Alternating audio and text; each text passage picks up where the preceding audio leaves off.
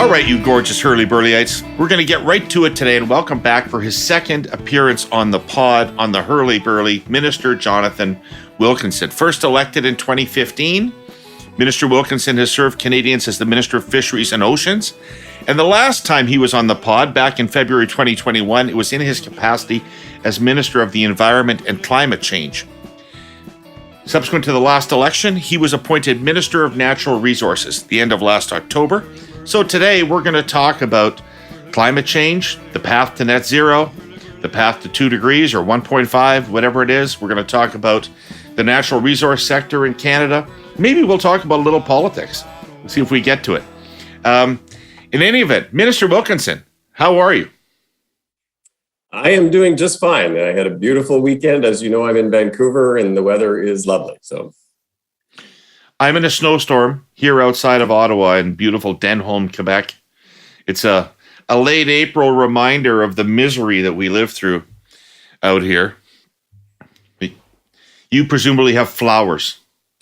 We have flowers, but Vancouver is a very interesting place. You got flowers in the city, but I was actually backcountry skiing over the weekend up in the mountains, and that's beautiful too, and lots of snow and beautiful sunshine. So, right, all right, but you were able to get back to Vancouver, and presumably have better internet than I do. Anyway, so I'm interested in the move from environment and climate change to natural resources.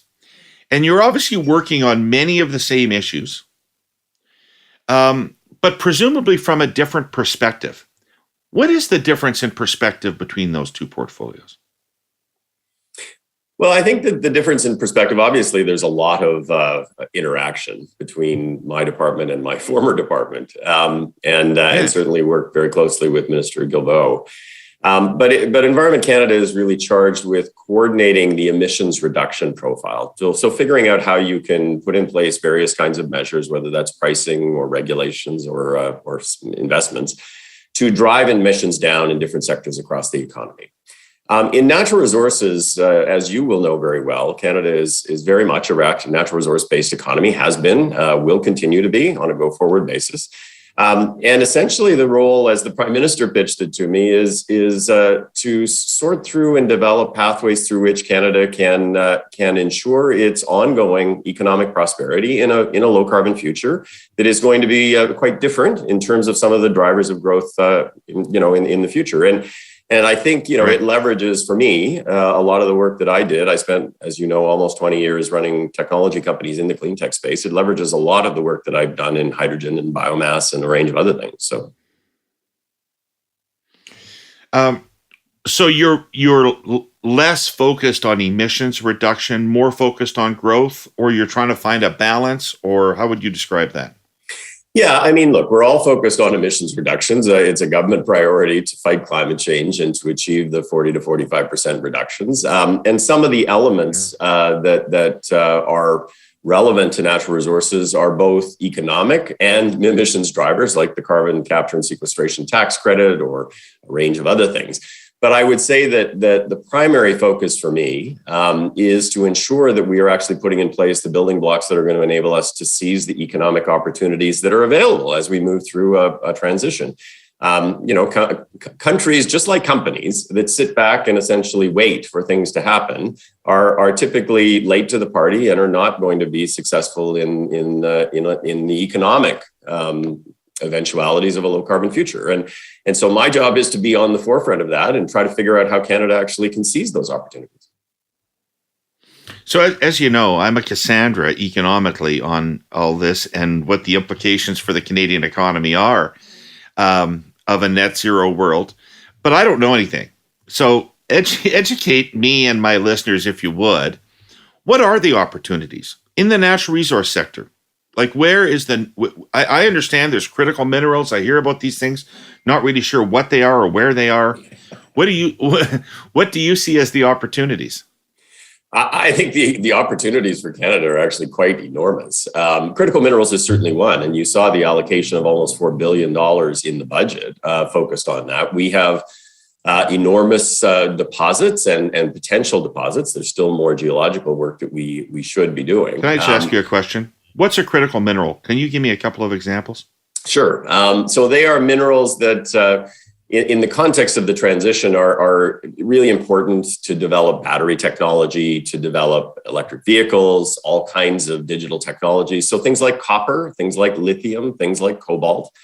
The list is about 31, but there are a core number. And essentially, you can't have the energy transition unless you actually find ways to ensure that we are developing greater amounts of those and learning to recycle in a better way on an ongoing basis. There's also very much a geopolitical element to this, which is a lot of those minerals right now are mined and even more are processed only in China. And so for the West, there is a huge dynamic and a push to ensure that we actually have appropriate supplies. But so critical minerals are a big one because there's a supply chain there. It's about not just extracting the minerals, it's about processing and refining the minerals. It's about building the batteries. And ultimately, it's about manufacturing products like electric cars. So it's a way in which to build an end-to-end sort of supply chain. But I would tell you things like hydrogen are an enormous opportunity. I listened to your podcast with the German ambassador, where she talked about Canada being a hydrogen superpower. I agree with her. There are some really enormous opportunities for hydrogen, which is a fuel, an energy carrier that essentially is non-emitting. There are opportunities for us in low carbon building products, using our forestry resources in a greater value-added way. And there are other opportunities, including opportunities for us going forward, assuming that we can reduce emissions in the oil and gas space in a significant way, for us to be the provider of the lowest carbon barrels of oil on a go-forward basis. I think one of the things that people miss on all of this is we are not, even in a net zero scenario, getting rid of fossil fuels entirely. We are going to stop combusting fossil fuels. But even in the net zero scenario that the International Energy Agency has, we're going to be using a quarter of the barrels of oil that we use today, but we're going to use them for making petrochemicals and solvents and plastics and lubricants and those kinds of things, where you're not burning the oil, you're actually using it for productive purposes. And so Canada, if we are good at producing oil in a zero carbon way or an ultra low carbon way, can be a primary source of that kind of energy as well. Right. Interesting. Okay. So what are the hurdles toward developing some of these critical minerals? I mean, I presume some of them are in the Ring of Fire. And that's a project that I found pretty frustrating when Kathleen Wynne was the premier and trying to get that developed. I mean, we had trouble just getting agreement to build basic infrastructure around the place. Are there environmental concerns about developing these critical minerals? Because I saw a movie called Anthropocene, which showed me some of the development of battery technology around the world and some of the minerals, and it didn't look very pretty. Now, I guess we have to pick our poison, but... Well, I'm not sure you have to pick your poison. I think you've got to actually approach these things from the perspective that they need to be done in an environmentally responsible way. And that means ensuring that you're thinking through some of the big challenges at the front end. Some of those are environmental. So around things like, the peatlands in the Ring of Fire, that you're not disturbing carbon sinks, that you're addressing issues around species at risk. So you're not killing boreal caribou as you actually think about this, that you're building infrastructure in a way that minimizes environmental impacts. So yes, you have to do that at the beginning. The other issue is you've got to have appropriate and thoughtful engagement with Indigenous communities. They actually have to have a hand in structuring these projects in a manner that actually addresses some of their concerns. They need to benefit from these projects. I mean, at the end of the day, we've talked a lot about reconciliation from the perspective of services and reconciliation from the perspective of governance. But we need to be actually having a more fulsome conversation about reconciliation that is economic, that ensures there's an economic base for communities to be able to actually develop and support themselves. And so I think critical minerals, we have to get it right in terms of thinking about that, about thinking about environmental issues. But this can be done in a manner that's sensitive. And to be honest with you, if you do it the right way, I actually think you can do it more efficiently and probably faster. Right. Okay. And hydrogen. What's our hydrogen advantage? We have great hydrogen advantage. Just like critical minerals, we're very fortunate that many of the provinces in this country actually have hydrogen opportunities. And there are two pathways to hydrogen. One is electrolysis, where you're essentially using electricity to create hydrogen out of water. And provinces that have an abundance of hydropower obviously have an advantage there. So Quebec and Manitoba and British Columbia and Newfoundland and Labrador. But there's a pathway through natural gas where you're essentially doing what's called reforming, where you're essentially splitting the natural gas into its constituent components. You capture the hydrogen. But now you have technology that allows you to capture the CO2 and sequester it. So there are reforming systems now in Canada that are being developed that capture 95% of that hydrogen or that CO2. And so you can get to the point where you can develop ultra low hydrogen from natural gas. That obviously is interesting for Alberta and Saskatchewan and British Columbia. And so there are pathways to ensure that we actually can take advantage of this. And there are pathways through which almost every province and territory in the country can benefit. What are we going to use hydrogen for? That's a good question. What does it do? Yeah. So, I mean, hydrogen is essentially a fuel, a non-CO2 emitting fuel, or others call it an energy carrier. I would say that one of the applications in Canada where we will probably see it first is in heavy duty trucking, where it's unlikely from my perspective that battery technology is going to win the day there, that it probably will end up being hydrogen and fuel cells because for a whole range of reasons in terms of performance. But it can be used in industrial applications. So there are steel plants, one in Sweden that's operating on hydrogen rather than using large amounts of metallurgical coal. There are a range of different industries. I think Germany is looking at many industries in terms of actually displacing existing hydrocarbons. There's also an opportunity to use it for heating, for home heating. Now that requires some changes in terms of infrastructure. But, in some countries around the world, they've already made some of those changes such that you could actually use it almost as a drop-in fuel for natural gas. So there's a whole range of things. Obviously, we need to build domestic load. This can't just be an export opportunity. We need to build domestic load that enables production facilities to actually have uses for hydrogen beyond the traditional uses. I mean, we use it if you make margarine, you use hydrogen, right? If you make steel right now, you use hydrogen. If you refine crude oil, you use hydrogen. But we need to go beyond the existing industrial applications and actually have it displacing hydrocarbon fuels. And that is starting to happen around the world. I drive a hydrogen fuel cell car, by the way. Okay, so what does that mean for EV vehicles? Is hydrogen a better bet than electric vehicles? Well, I always get into trouble when I actually say one is better than the other. But what I would say to you is I worked in a hydrogen company that actually did work with Ballard and Daimler Chrysler and Ford many years ago. At a time when we actually thought that hydrogen and fuel cells were going to take over the light duty vehicle market. I think what we have seen in hindsight is the technology wasn't ready at that point, and that electric vehicles have come an enormously long way. And I think that by and large in North America and in Europe, electric vehicles for light duty are probably well ahead and probably are going to end up winning the day. But for heavy duty vehicles, there are a number of constraints that don't work very well for battery technology. And I think that heavy duty vehicles, we are testing in Alberta a number of heavy duty vehicles using hydrogen. That is probably the likely pathway.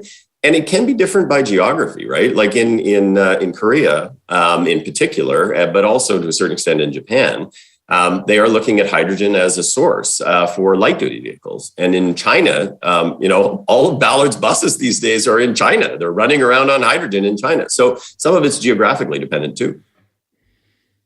Interesting. Okay. One of the prime directives for making these podcasts is that we plant seeds. Always seeds of thought, sometimes seeds of disruption when they're warranted. Ultimately, seeds of you may disagree completely with something on the program, but at least you're hearing a healthy debate about it. So, can a cell phone be a seed? That may seem like an odd question, but I wouldn't have asked it without some backup. Because you Herle Burlyites are whip smart, you've already guessed that it comes from our presenting sponsor, TELUS, and their commitments to ESG, environmental, social, and governance. So here's how a cell phone can be a seed. In celebration of Earth Day, TELUS is on mission to plant its 1 millionth tree. That's 20,000 acres of gorgeous Canadian forest. Here's how it works. For every customer of TELUS or Kyoto or Public Mobile who buys a certified pre-owned cell phone, TELUS will plant a tree in partnership with Tree Canada. They've already planted 800,000. They've got about 200,000 to go. Trees, as you know, keep the planet breathing. And certified pre-owned devices are earth-friendly too, not to mention budget-friendly, because they extend the lifespan of smartphones and keep them out of landfills. This Buy One, Plant One campaign is part of TELUS's commitment to reduce its carbon footprint right now and become zero waste, carbon neutral by 2030. TELUS is a company driven by social purpose to use their world-leading technology for good across agriculture and healthcare, sustainability, bridging the digital divide and providing connectivity for all Canadians coast to coast, putting the well-being of their customers, communities, and the planet first. We're going to be talking a hell of a lot more about all of this over the coming weeks, Herle Burlyites. But because you're the curious types, you can read more about it now in TELUS's just released Sustainability and ESG report at telus.com/sustainability. You mentioned the oil and gas sector, and I think I misquoted you once on this podcast when I was talking to Anne McClellan and Lisa Raitt, so let me apologize to you for having misparaphrased you. Sometimes my glibness and flipness gets the better of me. But so let me give you a chance to correct the record fulsomely. What is going on in the oil and gas sector in Canada right now? Are they gearing down to meet our emissions reduction targets, or are they gearing up to replace Russian oil and gas? What is I'm reading conflicting things and I'm having trouble reconciling them. Yeah, I mean, look, it's interesting. You hear voices on two poles in this conversation around energy security and Russian oil and gas, right? You have some folks who say, well, it's so important that we actually try to help our friends in Europe that we should forget about climate change issues for the time being. You have others who say the climate issue is so important that we should actually just tell Europe we can't do anything to help them, and if they run out of gas and they can't heat their homes, then that's their tough luck. I don't think that either is a particularly responsible position, nor a very thoughtful one. I think there are pathways through which you can actually do both. And you have to be thoughtful about it. So we actually have committed to working with the industry and the pipeline companies to increase the amount of oil and gas we ship by about 300,000 barrels a day by the end of the year. That is to create more supply in the market to help stabilize energy prices and to help provide access to Europe to additional supplies. And we're not the only ones. The Americans did, the Brazilians did. But the emissions associated with producing those have to be captured in the climate plan, and they are. The same thing is true with discussions we're having with Germany about and the European Union. So LNG. More now means less later? Is that what you're saying? We actually, in the climate plan that was unveiled, the emissions reduction plan that was unveiled by the Prime Minister a couple of weeks ago, we actually forecast an increase in production over the course of the next few years. And so we're essentially just bringing that forward a little bit. It was a year or so out that we would have actually hit this number. So it was already embedded in the plan. With respect to LNG, you would have to actually capture any resulting emissions in the plan. But you can do that by putting constraints around what you're willing to do for LNG. So, for example, one of the reasons why there are significant emissions associated with creating LNG is you use natural gas to liquefy the natural gas. If you require that these are electrified, that you essentially use electric drives, then you actually cut the emissions way down. And you can require that there is some kind of a transition in the future towards hydrogen, which is exactly what the German ambassador said to you that the Germans want. Is they want a transition. And so those conversations, you can actually do both if you're thoughtful about how you do it. We are absolutely committed to the climate plan and committed to achieving our emissions reduction goals. But of course, we're going to try to help our European friends at a time where it's not like, they're just worried about the price at the pump. They're worried about being able to heat their homes. They're worried about being able to actually get groceries to their stores. I mean, let's be serious. Well, frankly, it would affect the geopolitics. They would have a different posture toward Ukraine and Russia if they had no alternative at all. I agree. The geopolitics are really tough for Europe right now. And that's why you've seen many countries being very reticent to cut off oil and gas supplies right away. It just would be very, very, very challenging for them. But that means that we need to work collectively and collaboratively to try to help them to accelerate the work that they're doing to get off Russian oil and gas. And it's not just about displacing it with gas and oil from another place. Of course, in the short term, that's part of it. But it's also about what the German ambassador was talking about. They are focused on aggressively moving towards renewables and hydrogen to ensure that they actually have greater domestic energy security And the sources of hydrogen on a go-forward basis they're going to look to stable countries that are friendly. The geopolitics have changed very much the dynamics around the issues around energy, and not just energy, but other issues. I mean, we're talking to the European Union about uranium and about potash and about a whole range of other things where they really want to ensure that there is security of supply. Right. This question just occurred to me, so it's probably dumb when something just occurs to you on the fly. But if Europe stops using Russian gas and starts using our gas instead, why would our emissions reduction target stay the same? Why wouldn't our emissions reduction target be adjusted to acknowledge that role that we've taken on? Well, I mean, I guess the architecture of Paris is we're all responsible for our own domestic emissions. We all have to be on a pathway to net zero by 2050, which is what we believe the 40 to 45% reduction target is. As I say, I think there are pathways, particularly with respect to LNG, to ensure that the domestic emissions are very, very small. And we can, through policy, requirements, ensure that's the case. And so, I would just say, I don't think there's any need, nor is there any ability under the architecture of Paris to do that. But, again, I think it's entirely possible. And certainly for us, we are focused on the transition to hydrogen as well. So is Europe, and so they are the perfect counterparty for Canada in the context of this kind of a discussion. I've lost track of LNG, and I realized this when I was talking to the German ambassador, which is 10 years ago. It seemed to me like there was tremendous excitement in BC about the future of LNG and how it was going to transform the economy of the province. I know there's a very, very, very large project that is still going on. But by and large, what happened to that industry? Well, there was a lot of excitement, and I think probably more excitement than in some cases substance. There were a whole range of projects that have been pulled over the course of the proposed projects that have been pulled over the course of the last number of years. The big one you note is LNG Canada, which is a consortium led by Shell.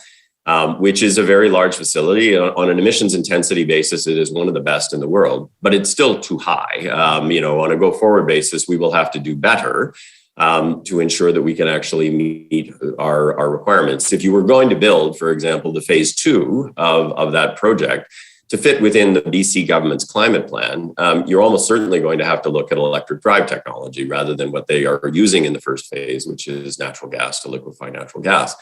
So there's still conversation going around in BC, but of course, the long-term view, I think, is that we are going to see stabilization of the amount of LNG that's used in the world, and ultimately it will decline. And so you've got to make your bet in terms of what the length of that time is going to be, and be sure that you're not building stranded assets. That's why I say, thinking about LNG facilities, and we're thinking more probably right now on the East Coast because of the European situation, you need to think about how you transition that asset to be producing hydrogen, or to have a counterparty that will take the LNG and will produce hydrogen in a manner where they capture the CO2. Because ultimately, these are long-lived facilities, and the transition to hydrogen, particularly in Europe, is going to happen well before end of life of a new facility.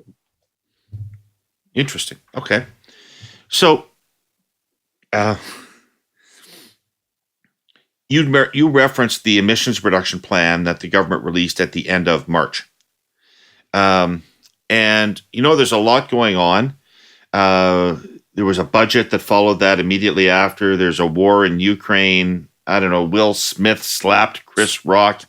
There's a lot of stuff going on in the world. And so really all I know about that emissions reduction plan is what my Premier Scott Moe told me, which is that you're going to tax pickup trucks. So other than taxing pickup trucks, what's in the government's emissions reduction plan? Let me start with the taxing pickup trucks, because Please do. Jesus Christ. I honestly believe that in this country, we should actually be able to have conversations where we disagree on ideological things without saying things that are not true. There is no tax on a pickup truck in the budget. And in fact, the only luxury car tax that exists was actually brought in way back under Prime Minister Harper. So first and foremost, if that's what Premier Moe said, and I didn't hear him say that's just not correct. But what I would say is there is a real focus in the emissions reduction plan. I mean, it's across all sectors. Every sector has to make a contribution. And pretty much all of the sectors, we're going to have to be ambitious in terms of the level of contribution that we think can be made. In the oil and gas space, the target is ambitious. It's 30% below 2005. It's 42% below 2019 because emissions have gone up between 2005 and 2019. It relies very much on things like carbon capture and sequestration, but it's also around electrification and a number of other technologies, the methane regulations, which have been quite a big success actually in Alberta and Saskatchewan over the past few years. But I would say that if you talk to the industry would tell you, and I met with them in the aftermath of the emissions reduction plan. I went to Calgary to have the conversations. They will tell you, yeah, it's ambitious. It's going to be hard, but we want to work collaboratively. And in fact, it was the oil sands players who first made the commitment to net zero and said, we want governments to collaborate with us to figure out how to get this done. So, the industry itself has been very, very thoughtful in terms of how it's responded. I mean, I think you saw that there was a big article in the Globe and Mail on the weekend interviewing Derek Evans, the CEO of Meg Energy, one of the big players, who talked about the absolute necessity for them to get to net zero if they want to actually be a credible player in a world that is going to actually be valuing low carbon barrels. It's big oil is on side with all this, right? It's the small wildcat producers that don't want any of this. Have I got that right? Well, I mean, as in any I'm trying to understand the politics of Jason Kenney a little bit as I ask you this question. Right? Yeah. So, well, I mean, look, as in any industries, there are obviously different voices. Certainly the big folks in the oil sands players have one view. But I would say that while there has been a lot more resistance to addressing the climate issue, or at least concern in terms of the economic impacts associated potentially with that over time, there has been. I would say that we've seen substantial movement over the last little while, like the Canadian Association of Petroleum Producers, has been historically a bit of a critic of the government in terms of its approach and its ambition on climate. But CAP actually has been far, far more constructive in terms of engaging this conversation in the recent time. And I met with them again just before I went to the emissions reduction plan. And then I spoke with their chair again in Calgary when I was there. They have said basically the same thing as the others, which is, yeah, we have some concerns. Yeah, we think it's ambitious, but we want to work with you to figure out how to actually get it done. And I think that's kind of where industry is moving generally. So, dear listeners, I want to talk about green. It's a thing nowadays, in case you've been tuned out. And about the greenest thing you can do is plant a tree. Restore the planet's lungs. Concerned people do it every day. And our sponsor, CN, is alongside them, helping. CN runs a program called Eco Connections, along with its partners Tree Canada and America in Bloom. The objective is mass reforestation of communities and First Nations along its network in Canada and the US. Since 2012, CN and its partners have planted more than 2.3 million trees, which makes CN one of the leading private non-forestry tree planters. The railway runs through national parks, wetlands, forests, and prairies, and CN is serious about preserving them. It's more than that, of course. CN's greening policies are vast. Rail is the greenest form of cargo transport extant. That's it. That's all. Think about it. One train can take hundreds of tractor trailers off our highways. Trains don't stop at traffic lights and have minimal rolling resistance. Compared to big rig trucks or jet aircraft, a train is practically a Prius. Yes, locomotives use fossil fuel, but CN works relentlessly on reducing its carbon footprint, which has already shrunk pretty dramatically over the past several years. CN consumes about 15% less fuel per gross ton mile than the industry average. Among the big Class 1 North American railroads, CN is the most fuel and carbon efficient of all. That's really a big deal. There are corollaries to this equation too. Some of the most environmentally friendly products made move from factory to customer by train. CN trains have for years moved wind turbines from factories in maritime Canada to wind farms in Texas. The latest electric vehicles and solar panels and high-capacity batteries, they all arrive by train. CN has used technology to reduce emissions at its yards and other facilities. Ultimately, CN hopes to someday stop using even diesel. It has purchased a fleet of electric trucks to carry out last-mile deliveries and has commissioned a prototype electric locomotive. Yes, that's right. Really, really big battery. CN, you see, is the railway of the future, and green is where we all want to go. So I'm old enough. I'm older than you. And I'm old enough to have been sentient when the Chrétien government agreed to the Kyoto targets in the mid-1990s. I followed Stephen Harper laying down targets for emissions reduction in Canada. And then the Trudeau government came along with a whole new energy about reducing climate change, not to use a pun. But as a layperson, I don't see any difference. Like, I don't see from Kyoto, agreeing to Kyoto, to more ambitious targets under Harper than that to anything from 2015. Like, when is it going to start to change? Like, when is this stuff going to start to happen? Or have I missed it and it is happening? Well, I think perhaps it's two things. I think you've missed a little bit of it, and perhaps there's some that you will start to see more aggressively going forward. But what I would say is, you're right. Previous governments, and it's not just Prime Minister Harper, it was actually Liberal prime ministers before that, made bold commitments and did very little in terms of developing plans as to how you can do it. And as you know, in business, if you actually set a target, but you have no plan as to how you're actually going to achieve it, you're probably not going to get there. And that's what we've seen from successive governments. And that's why, when Catherine McKenna started this, and then I actually was working on the more updated version of the plan, and then the most recent one that Minister Guilbeault brought forward, what we did was we actually were very specific about the initiatives that would be required in every sector that would actually drive down those emissions. And Canada, I think Canadians can be very proud of the emissions reduction plan that was launched a couple of weeks ago, because it is, without a doubt, the most detailed climate plan that exists anywhere on this planet. And if you read through it, in every sector of the economy, it actually shows how you were going to get there. Now, not going to be easy. 60% of the cars have to be, we're selling in this country, have to be electric vehicles by 2026. That's going to be a challenge. And we are going to be focused on driving, in all sectors, things that are not simple. But what I would say is there's a plan. There's a plan that actually has substance to it. And if anybody wants to have a look at it, it is up on the website that actually walks you through. Not easy, but there's a plan. And that's fundamentally different from back when people set targets and had no idea how to achieve them. Or their view was just put money into technology and that's going to save us. Technology is not a climate plan. It's an element of the climate plan. It enables a climate plan, but it's not a climate plan.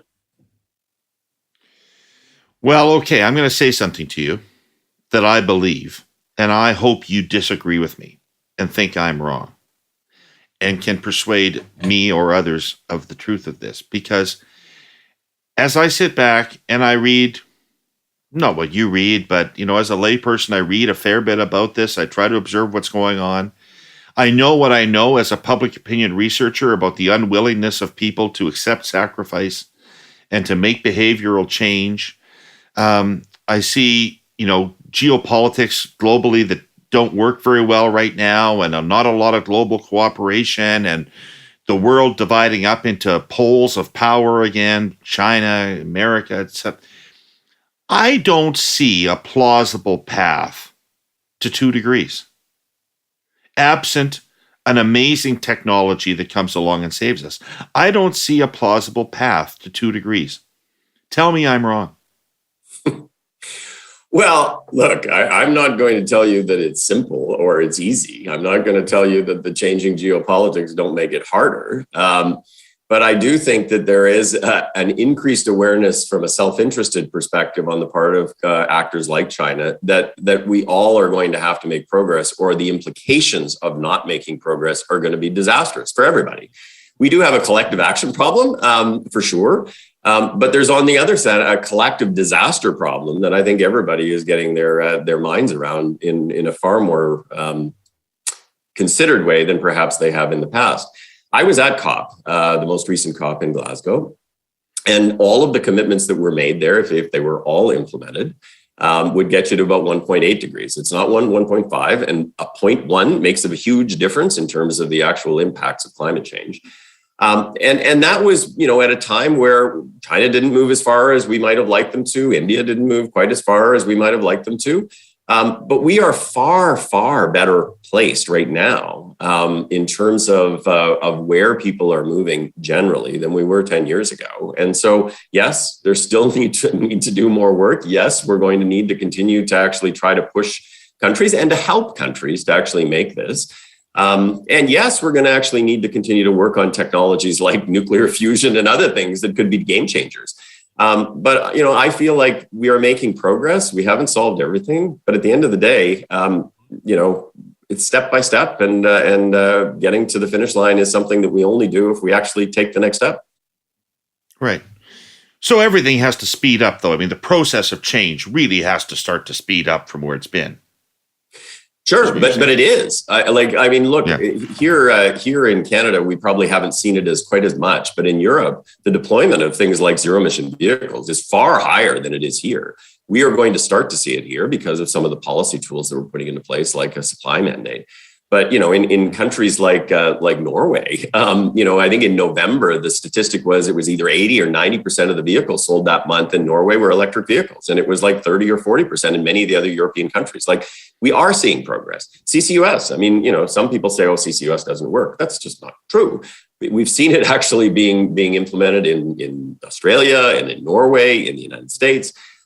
There is enormous advances that have happened there. And gosh, look at what's happened to wind and solar in the last 30 years. Like, they've come down by an order of magnitude in terms of the cost. Like, we are making progress. Yes, we have to keep moving. Yes, we have to go faster. Yes, we have to invest in technology development. But we have made enormous progress. And sometimes when we are looking forward, we don't look backward to see how far we've come. We've come a long way. Can we use electric cars as an example? Because it may be the one that's most easily for people to understand. So I hear a few things about electric cars that illustrate the point I'm trying to make about the massive change that's required, which is, so first of all, the percentage of people driving electric cars is very, very small. So that has to change extremely rapidly. Almost everybody who buys a new car pretty much has to start buying an electric car, and that change has to happen really quickly. I know the government's investing in charging infrastructure. I don't mean to diminish that, but there isn't any real charging infrastructure for everybody to be driving an electric car right now, so that would have to change. And then I read somewhere recently that a normal city block couldn't sustain more than 3 electric cars on it because it doesn't have enough electricity running down that street to charge more than 3 electric cars. So again, I'm not saying this to be fatalistic. I'm just saying it feels to me like a tremendous number of things have to happen pretty quickly. Yeah, again, you're not wrong in the sense that a lot of things actually have to happen, and they have to happen pretty quickly. We've said that by 2035, 100% of the new cars being sold in this country will be zero emission vehicles. And so on the infrastructure side, yes, that is true in many parts of the country, but I will tell you it's not true in areas where provincial governments have partnered with the federal government to build out infrastructure. I live in British Columbia. There is almost nowhere that you go that you can't charge up your electric vehicle. The same thing is becoming true in Quebec. And there's a reason why, 15+% of the new cars that are being sold in BC are electric vehicles, way higher than in Ontario, for example, or in Manitoba or Saskatchewan. We are getting to the point in some urban centers where we won't have to spend money building out infrastructure. It will become a business because there's enough load in terms of electric vehicles on the road that people can make money. And that's as it should be. The government shouldn't actually be doing this on a long-term basis. And we will be taking the money that we have gotten in the recent budget, and we're going to be deploying it in rural areas and smaller communities where there's less of a business case at this stage. Eventually there will be. This shouldn't be a business for the government on the long-term basis, but eventually there will be. And we will get to the point where we actually have a sufficient number of chargers to be able to support the kind of deployment that we're seeing. The deployment, I mean, look, part of this is about government policy, right? I mean, again, in British Columbia, they have a supply mandate. They require folks to actually have electric cars on their lots in a way that most other provinces don't. And you see far higher levels of penetration. The federal government is now going to bring in a national supply mandate to require that. So yes, there is not just carrots, there are also sticks. And yes, the grid is going to, and again, it will depend on where you are and which province you're in and how the grids are set up. But absolutely, there's an enormous amount of work we need to do on the grid, not just for cars, but as we start to electrify more applications, the demand for electricity is going to go up. And we're going to have to be able to actually ensure that we are growing that and we are able to transmit that more effectively across provinces than we have in the past. We are working on that. I would say that remains one of the biggest challenges that we have to focus on. But the challenges for Canada are actually smaller than they are for many jurisdictions. Like in the United States, they've got to go through this whole transition away from coal at the same time that they're trying to figure out how to build out a broader grid. At least in Canada, we're 85% non-emitting already. Can we do this in Canada on a province-by-province electricity grid system, or do we need to nationalize this and blow up the borders on electricity transmission? I think we need to find a way to have cooperative federalism that allows us to have better flows of energy. And so, the best example of that is the work we're doing on the Atlantic Loop with the Atlantic provinces, where it's about essentially allowing hydropower from Quebec and Newfoundland to be used to shut down coal in Nova Scotia, New Brunswick. That is something that we are pushing very hard on. And my hope is we will get to the point where we can move forward on that this year. We are doing some work between Manitoba and Saskatchewan to look at upgrading some of the transmission infrastructure, because again, you have an abundance of hydropower in Manitoba and you need to shut down the coal-fired power plants in Saskatchewan. So yes, and it will probably happen somewhat piecemeal, but we're also going to be setting up what we call a National Grid Council, which is really to start to get the provinces engaged in this broader conversation, both about transmitting energy across provincial boundaries, but also to start to talk about regulatory processes, to try and think about what is the regulatory system you're going to need in a go-forward basis. And of course, this is provincial jurisdiction. We can't tell the provinces what to do, but there is a role for the federal government in convening these conversations that can help us all do better. These provinces have never been able to agree to reduce interprovincial trade barriers between them. I know the issues are not completely analogous, but hopefully they're not at all analogous. Hopefully there's no issues that they need to protect that will stop them from doing this. Or do you see it as being as intractable a problem as interprovincial trade barriers have been? I don't think it's as intractable. I think there is both goodwill on the part of many of them, but I think there's also a business case. For in the Atlantic Loop, for example, Newfoundland and Quebec can benefit, and the alternatives for Nova Scotia and New Brunswick are actually more expensive. So I think there's an alignment of economic interest there. But there's always issues that you have to be thoughtful about. Growing up in Saskatchewan, we both did. We don't want to be under the thumb of Manitoba, man. We don't want Manitoba. Oh my goodness. I mean, this is, as you probably know, I mean, back when I was working for the government of Saskatchewan, there was discussion about merging the power utilities and the telcos to try to ensure that there was a broader ambit for the businesses there. But it always foundered on, where's that office going to be and who gets the bigger benefit and all of this. Which is the same issue with interprovincial trade barriers. I mean, at a certain point, we do have to do better. I used to be a negotiator on interprovincial trade barrier stuff. I mean, Canada needs to figure out a way to do better on that file, but I don't think this is quite as intractable as that. Right. Are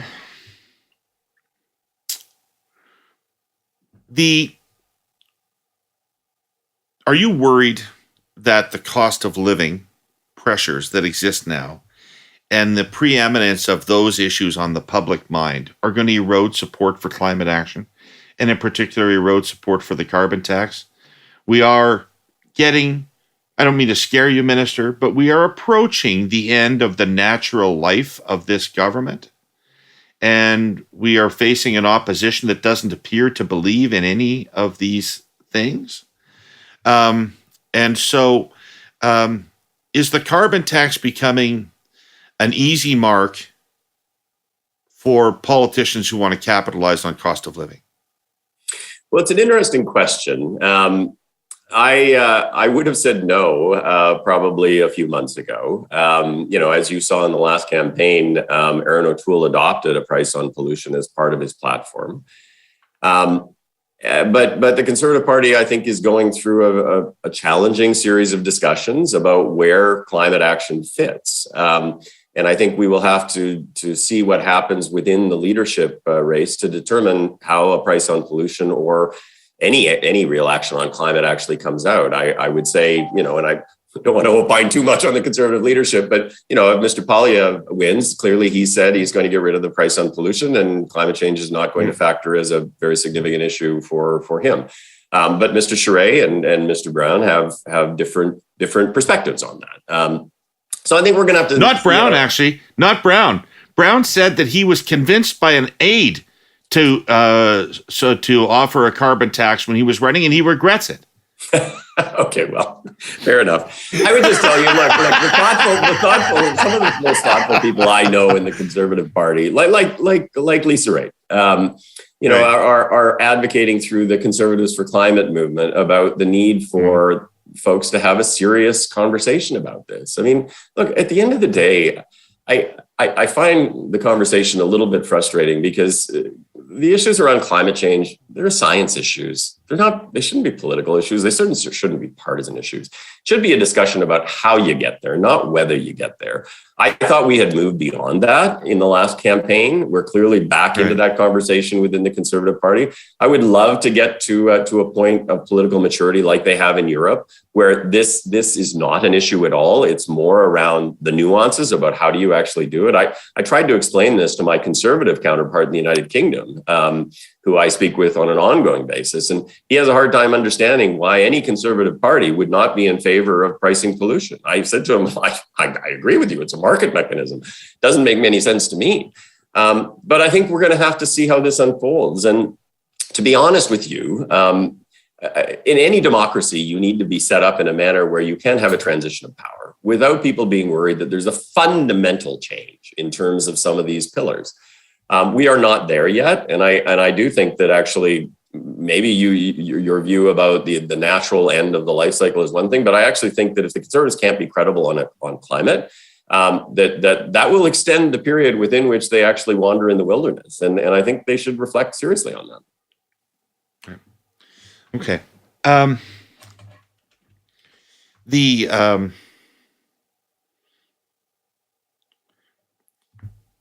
Is technology, is looking for technological solutions to this, is that seen as giving up or something? Because, I mean, doesn't this situation beg out for a Manhattan Project? Like, shouldn't there be the smartest people in the world in a room somewhere trying to figure out what the moonshot is that will save us from this? And is that happening somewhere or not? Yeah, it is. It is actually. And it's led in many respects by our friends in the United States.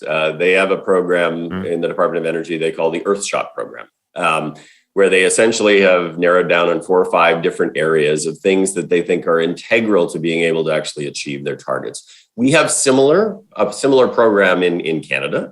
We actually work very closely with the Americans and with a number of other countries on some of these things, but some of them relate to both carbon capture and sequestration, but also direct air capture. So negative emissions technologies is one. Getting to the point where you have cost-effective hydrogen. So they have an Earthshot that is about getting to $2 a kilogram cost of hydrogen. And there are a number of others. And yes, the smartest people in the room, the science folks, are actually endeavoring to try to figure that out. But you've got to narrow it down to the technology spaces where you really think that you can make a difference. And look, we have a lot of the technology that we need. We don't have all of it. We need to improve on some of the stuff that we already have. But we've made a lot of progress. We need to ensure we've got the policies in place to ensure that we actually get these things implemented. That's why things like the carbon capture and sequestration tax credit are really important. It's about enabling deployment of a really critical technology. We're always going to continue to need to evolve the technology and to try to actually bring forward some of the things that could be game changers, like, for example, nuclear fusion. But I actually think we are making enormous progress. I say this as somebody who used to be in the tech community. Where I draw the line is I think that's all within the ambit of what we actually have to do. And we have to accelerate the work. Where I'd kind of draw the line is the geoengineering stuff. That's where you actually are sort of saying, throw up your hands. We're not going to be able to do it. Let's experiment with the atmosphere and see if we can actually. Have you seen Snowpiercer? What's that? Have you seen the movie Snowpiercer? A long time ago, yeah. Yeah.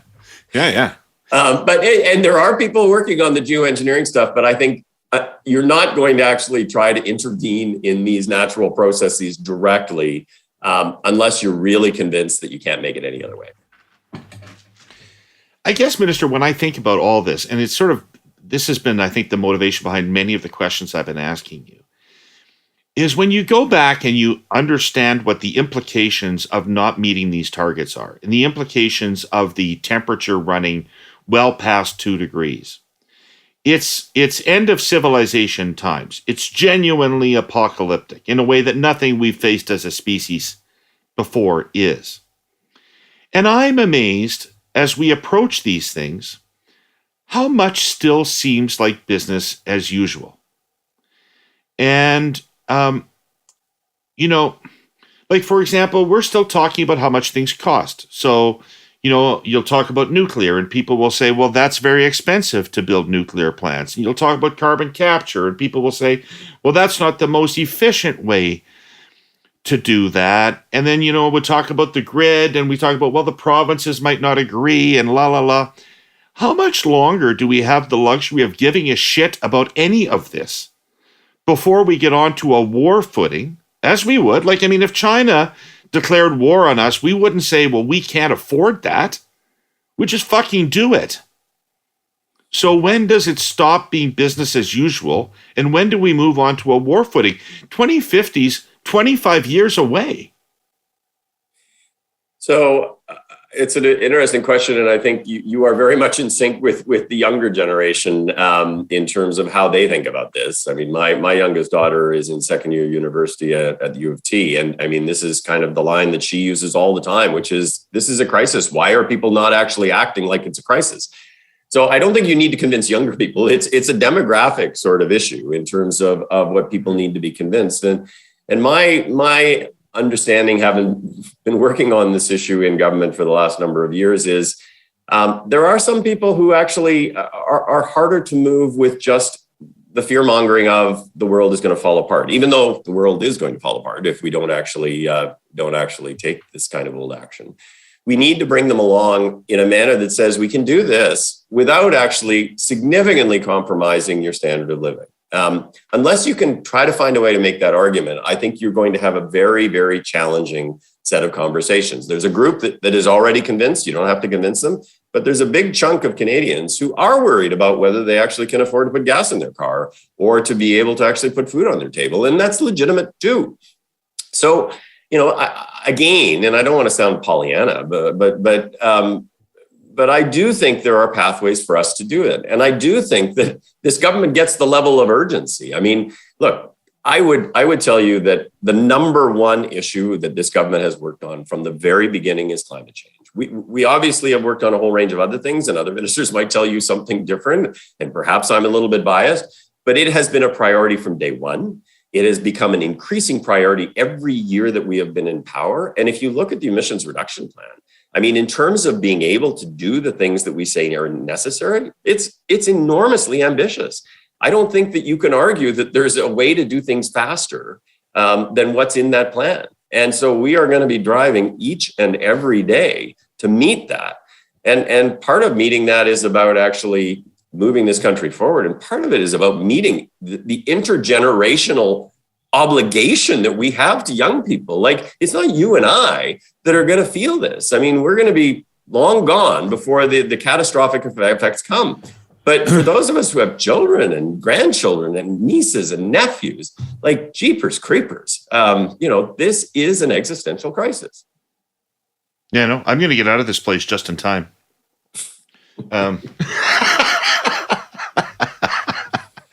Hey, there's so much more about this I could talk to you about, but we're running out of time, and I've got a couple of political questions I want to ask you. One of which is, you've been in the House since 2015. You've been observing Pierre Poilievre for 7 years now as a consequence of that. He appears likely to be the next leader of the Conservative Party. What's your take on the guy? Well, look, I sometimes what you see in the House of Commons is theater. And people are a little bit different outside the House. I don't know Pierre that well outside of the House. I would say that he's not one that's so hard over that you can't have a conversation with him in the hallway. To his credit, because there are some folks in his caucus that don't behave in the same way. But I tend to be somebody who likes to find ways in which to bring people together, to convince people that there are ways in which we can find agreement, even when at the beginning we don't agree. And I think I probably am the antithesis of Pierre, because Mr. Poilievre tends to look for those kind of wedges and to drive them really hard. And I don't think that's a really good way to do politics. I don't think that's healthy for democracy. I don't think that's good for Canada. I would also say that some of the issues that he's chosen, I just fundamentally think are incredibly unfortunate. Like this whole discussion around freedom that comes out of the trucker convoy. I mean, come on. I mean, that's not freedom. You go ask the people of Ukraine what freedom means. It's not that. You ask the people of Ottawa who had to suffer through the occupation what freedom means. It's not that. Right. So I think he is out of step with the broad swath of Canadians. I certainly hope he is, because that's not the kind of Canada that I think most of us want to live in.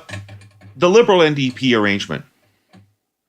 Do you think that there are important intellectual differences between the two parties that remain? Or do you think some sort of ongoing working relationship makes sense? Yes, I do. And maybe those are mutually exclusive. No, I mean, I think the agreement was important because I do think Canadians want a period of stability within government, and I think this agreement provides it. But I do think there are some pretty fundamental differences between the parties. And I say this as somebody who was the president of the Saskatchewan Young New Democrats. When you were a young Liberal in Saskatchewan, I say this as somebody who worked for a distinguished NDP premier of Saskatchewan for a number of years. I think there are two fundamental issues that differentiate the federal NDP and the federal Liberal Party. I actually think they differentiate some of the provincial NDPs from the federal NDP as well. One is fiscal responsibility. And I know you have a particular view on this, but I do think that the attachment to the idea that there has to be a fiscal track, that you actually can't, there's no money tree in the basement theory, which is what the federal NDP has always had. You go down to the basement, you pick the tree, it renews itself, you go pick the tree again, it's always going to have money. That doesn't work, and it will not work in the long term with bond rating agencies and everything else. So fiscal responsibility is one. The second is, I think we agree on the idea that we want to create a society in which people can pursue their aspirations, in particular children that are born into less well-off households, have the ability to actually move up and pursue the dreams and goals that they actually have, that we're not a society where we just leave people behind. But in order to do that, in order to redistribute wealth in that way, you actually need to first know how to generate wealth. And that means you have to understand the private sector. You need to actually understand how to actually drive economic growth. And the NDP has never cared about that and has never understood that. And I will tell you, provincial New Democrat premiers will tell you the same thing privately, that the federal party just doesn't understand it. And so what I would say is there are some pretty fundamental differences. I think we agree on a lot of environmental policy. I think we agree on a lot of social policy, but those are only two pieces. The economic piece is enormously important, and the fiscal piece is enormously important. Great answer. Great answer. Hey, you've been back in Saskatchewan more recently than I have. What's it like out there? Are we still allowed to walk the streets freely? Hey, I love going back to Saskatchewan. It is. I have two homes. One is British Columbia and one is Saskatchewan. And when I'm back there, I love the people of Saskatchewan. They're always so friendly and engaging. And even though sometimes the jousting that happens publicly between the provincial government and the federal government may make it seem that there isn't an ability to have a good conversation, I would tell you, I met with the Saskatchewan Mining Association, with Cameco, with the potash folks, with a whole range of different people, and they all want to engage a productive conversation. They want to find ways to move forward. And that's ultimately what people should expect of their politicians, is that they want to engage those conversations and try to figure out how to make life better for Canadians and for Saskatchewanians. You know, you and I, we don't know each other well enough to really commit to this, but you and I should get in a car and spend a week driving through rural Saskatchewan and see if there's actually a way to talk to rural people about progressive politics in a way that is persuasive and convincing. Because that whole constituency in rural Canada is gone. And it's going to make our governance pretty difficult if we can't find a way between progressives who are going to govern largely and rural people who really don't see anything in us anymore that they identify with.